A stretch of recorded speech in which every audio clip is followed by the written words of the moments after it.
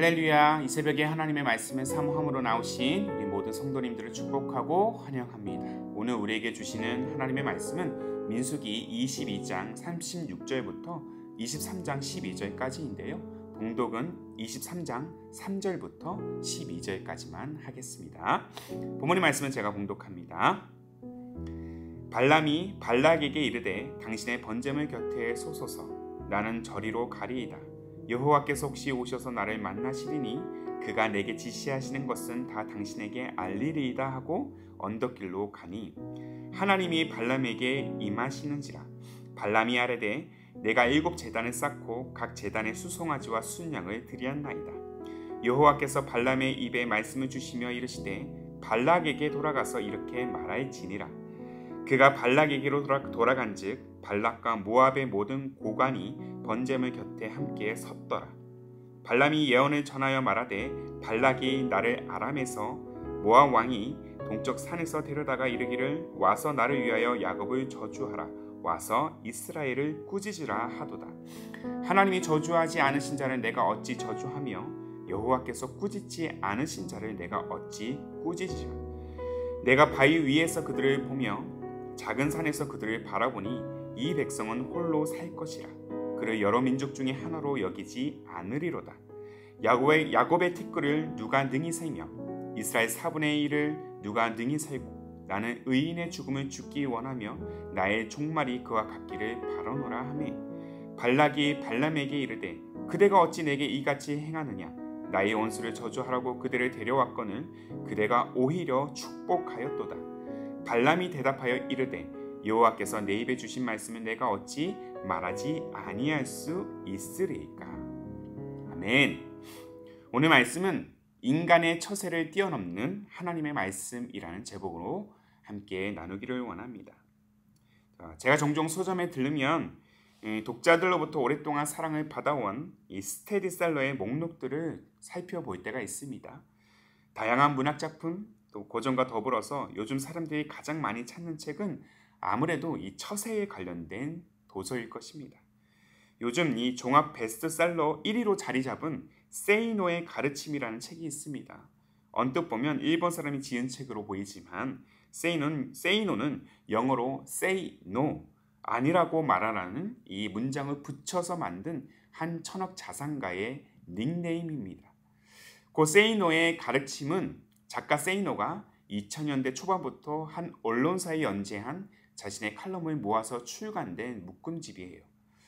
사람들이 세이노의 가르침에 열광하는 이유는 먼저는 무려 이 730페이지에 육박하는 그 장서임에도 불구하고 소비자 가격이 7,000원대밖에 하지 않는 요즘 시세로는 말도 안 되는 가격으로 구입이 용이해서기도 하지만 그보다 세이노가 그의 겪었던 삶의 경험을 토대로 한 그의 직설 화법이 오랫동안 회자되고 있기 때문입니다. 예컨대 고학력이라고 해서 꼭 부자가 되는 것은 아니다.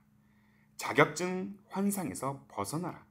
야망을 갖지 말라 등 세상의 기조와 다른 흐름과 방향성을 그가 제시하면서 사람들의 이목을 집중시킵니다. 그리고 일반 처세 기법과는 달리 각종 직업, 다양한 직종들에 대한 명쾌한 분석과 그 처방을 통해서 독자들에게 미래에 대한 예측과 선택을 좀 더 현실적으로 알 수 있도록 또 해결해 갈 수 있도록 일명 실제적인 처세 지침서라고 할 수 있을 것입니다. 그러나 아무리 천억 자산가가 자신의 경험을 토대로 조금이라도 독자들에게 질적인 삶의 양식을 제공하고자 노력한다 할지라도 인생이라는 것은 늘 예측할 수 없는 일들을 마주할 수밖에 없는 존재입니다. 제 아무리 처세술에 능한 자라도 불가항력적으로 일어나는 현상을 막을 도리가 없기 때문입니다. 그렇다면 왜 많은 경우 인간의 예측은 그렇게 빗나가는 것일까요? 인간은 세상이 주인이 아니기 때문입니다. 우리가 사는 이 세상의 주관자는 우리가 아니라 하나님이시기 때문이에요. 그래서 잠언 기자는 미래를 예측하는 인간 그리고 그 예측 위에서 일하시는 하나님의 역사에 관하여서 이렇게 설명하고 있지 않습니까? 잠언 16장 9절의 말씀입니다. 사람이 마음으로 자기의 길을 계획할지라도 그의 걸음을 인도하시는 이는 여호와시니라. 사람이 아무리 철저히 미래를 계획한다 할지라도 그 계획의 타당성을 검토하시고 실현하시는 분은 다름 아닌 하나님이시라는 것입니다. 이 원리를 우리는 발락과 이 발람의 관계를 통해서도 발견할 수 있습니다. 자, 이스라엘과의 전쟁이 자신이 없었던 이 모압 왕 발락. 발락은 유능한 점술가이자 예언자인 발람에게 접근해서 그의 입을 통해 이스라엘을 저주하도록 그를 매수합니다. 발람 또한 겉으로는 하나님의 말씀만을 증거하는 것뿐이라고 하면서도 그의 유혹을 쉽사리 뿌리치지 못합니다. 그렇게 바알 산당으로 초대받은 그는 받을 이익을 기대하면서 나름의 계획을 가지고 나귀를 타고 발락에게 나아가고자 합니다. 동시에 발락한테 가서 예언하라는 하나님의 허락도 받았기 때문에 그는 더 이상 망설이지 않습니다. 하지만 어제 본문에서 우리가 살펴본 바와 같이 하나님의 사자를 피하는 나귀로 인해서 그의 계획이 뒤틀리기 시작합니다. 나귀를 통해 그는 하나님께 책망을 듣게 되죠. 그 책망의 이유는 하나님의 의도와 목적을 헤아리지 않고 오직 자기 이익만을 생각하는 그의 계획적 야망이 숨겨져 있었기 때문입니다. 책망을 들은 후 그는 발락과 조우하게 됩니다. 그리고 바알 산당에서 발락에게 요구한 재물을 가져다가 바친 후에 하나님께서 말씀하실 때까지 그는 기다립니다. 그리고 마침내 하나님께서 그에게 말씀하십니다. 자, 본문 5절의 말씀이에요. 여호와께서 발람의 입에 말씀을 주시며 이르시되 발락에게 돌아가서 이렇게 말할지니라. 자, 여기서 우리가 면밀히 살펴봐야 할 문장이 있습니다. 여호와께서 발람의 입에 말씀을 주시며. 자, 여기서 말씀은 히브리 원어로 다바르라고 표기하고 있는데요. 이 다바르는 하나님께서 말씀하시는 그대로 그 일을 행한다는 의미입니다. 곧 발람, 너는 내가 말한 그대로 발락에게 전하게 될 것이다 라고 해석할 수 있는 것이죠. 발락의 매수에 넘어가 그것도 이스라엘이 아닌 바알 산당에서 이스라엘을 저주하고자 했던 이 발람의 계획을 완전히 무효화시키고자 하셨습니다. 그리고 그 일이 실제로 오늘 본문까지 포함해서 무려 4번이나 이루어지게 됩니다. 발람은 하나님의 말씀대로 이스라엘을 축복하기에 이릅니다. 예상과 전혀 다른 내용을 전달받은 이 모압 왕 발락은 왜 이스라엘을 저주하지 않고 오히려 그들을 축복하느냐고 발람에게 가서 따져 묻습니다. 그러나 발람은 오늘 본문 마지막 절에서 놀라운 대답을 하게 되죠. 본문 12절의 말씀이에요.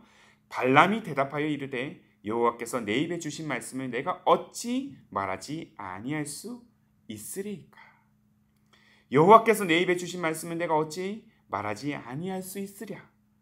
사랑하는 성도 여러분, 우리 인생, 우리 신앙에 가장 우선적으로 필요한 것은 예측뿐인 처세가 아니라 하나님의 말씀이어야 합니다. 하지만 우리는 많은 경우에 하나님의 말씀보다 세상의 소리에 더 많은 귀를 기울이고 있습니다. 더 나아가 하나님의 말씀을 신뢰하기보다 세상의 예측을 더 신뢰할 때가 많은 것 같습니다. 처세가 무조건 잘못됐다는 것은 아닙니다. 우리가 살아가는 데 있어서 처세는 매우 유용하고 유익한 도구가 될 때가 많습니다. 하지만 가장 탁월한 처세술이 무엇인지 아십니까? 바로 기록된 말씀이에요. 살아있는 하나님의 말씀입니다. 히브리서 기자가 하나님의 말씀에 관하여 이렇게 기록하고 있지 않습니까? 하나님의 말씀은 살아있고 활력이 있어 좌우의 날선 어떤 검보다도 예리하여 혼과 영과 및 관절과 골수를 찔러 쪼개기까지 하며 또 마음의 생각과 뜻을 판단하나니. 누구보다 우리를 잘 아시는 주님께서 우리에게 말씀하신다면 마땅히 우리는 그 말씀을 따라야 할 것입니다. 그러기 위해서는 세상의 처세, 세상의 가치의 지배를 받는 삶이 아니라 하나님의 말씀의 지배를 받는 자가 되어야 할 것입니다. 하나님의 말씀이 내 입에 온전히 담아지도록 우리의 주도권을 하나님의 말씀에 내어 드려야 합니다. 그리고 우리가 늘 잊지 말아야 될 것이 있습니다. 하나님의 말씀에 대한 권위의식입니다. 우리가 예수 믿고 구원받은 자로서 이로 인하여 하나님의 자녀가 된 자로서 말씀을 읽고 말씀을 묵상하며 말씀을 깨닫고 그 권위의식을 따라서 말씀에 순종하는 인생이 되어야 한다는 것이죠. 사랑하는 성도 여러분, 하나님의 말씀은 인간의 처세를 훨씬 뛰어넘는 우리 인생과 신앙의 능력이 된다는 사실을 믿으시기를 바랍니다. 그리고 말씀이 우리가 이 세상을 이기게 하는 가장 강력한 처세술임을 신뢰하시기를 바랍니다. 우리가 그렇게 말씀대로 행할 때 하나님은 저주가 가득한 우리의 현실을 넘어서 축복의 여정으로 반드시 우리를 이끄실 것입니다. 말씀을 신뢰함으로 오늘 우리에게 주어진 수많은 문제들을 우리가 마주할 때 두려움을 넘어 당당함으로 우리는 이 세상을 헤쳐갈 것입니다. 이것이 우리 입술에 주어진 말씀의 능력임을 선포하면서 나아가는 오늘 하루의 삶, 그러한 승리의 여정이 되시기를 주님의 이름으로 축복합니다. 기도하겠습니다. 태초에 말씀이 계시니라. 이 말씀이 하나님과 함께 계셨으니 이 말씀은 곧 하나님이시니라. 말씀 되신 하나님, 하나님의 말씀이 우리의 인생의 유일한 능력이 되는 줄로 믿습니다. 그리고 하나님의 말씀이 이 세상을 헤쳐갈 가장 강력한 처세술임을 또한 고백합니다. 그러나 때때로 우리의 인생은 모든 지각이 뛰어나신 하나님의 말씀보다 세상의 예측과 이치를 더 신뢰하고 따를 때가 많았음을 고백합니다. 말씀을 온전히 신뢰하지 못했던 우리의 연약함을 주님 용서하여 주시고 오직 하나님의 말씀이 내 입과 마음에 채워지도록 성령이여 우리의 영혼을 주지않게 하옵소서. 세상의 예측은 때때로 허울이 가득하지만 하나님의 말씀은 생명의 능력임을 고백합니다. 세상의 처세는 유한하지만 하나님의 말씀은 영원 불변함을 또한 기억합니다. 때문에 수많은 문제에도 능력과 소망이 되는 말씀을 먼저 구하며 말씀의 지배를 받음으로 세상을 온전히 이겨내는 우리의 삶과 우리의 신앙이 되게 하옵소서. 그렇게 말씀을 신뢰하는 우리의 인생을 축복의 여정으로 이끄시는 우리 주님 예수님의 이름으로 기도하옵나이다. 아멘. 오늘도 주신 말씀에 따라 우리 두 가지의 기도 제목을 놓고 함께 마음을 다해 기도하기를 원합니다. 세상의 처세와 가치의 지배를 받는 삶이 아니라 하나님의 말씀의 지배를 받는 자가 되어서 말씀을 내 입에 담아내는 그러한 진리의 삶이 되게 하옵소서. 한 걸음 더 나아가 수많은 난관에도 참된 능력과 소망이 되는 말씀을 먼저 구하며 말씀 안에서 세상을 이겨내는 삶, 그리고 그러한 가정, 그러한 기쁨이 되는 교회가 되게 하옵소서. 이 두 가지의 기도 제목에 간절한 마음으로 함께 고백하시면서 기도로 하루의 삶을 열어가시기를 바랍니다. 함께 기도하겠습니다.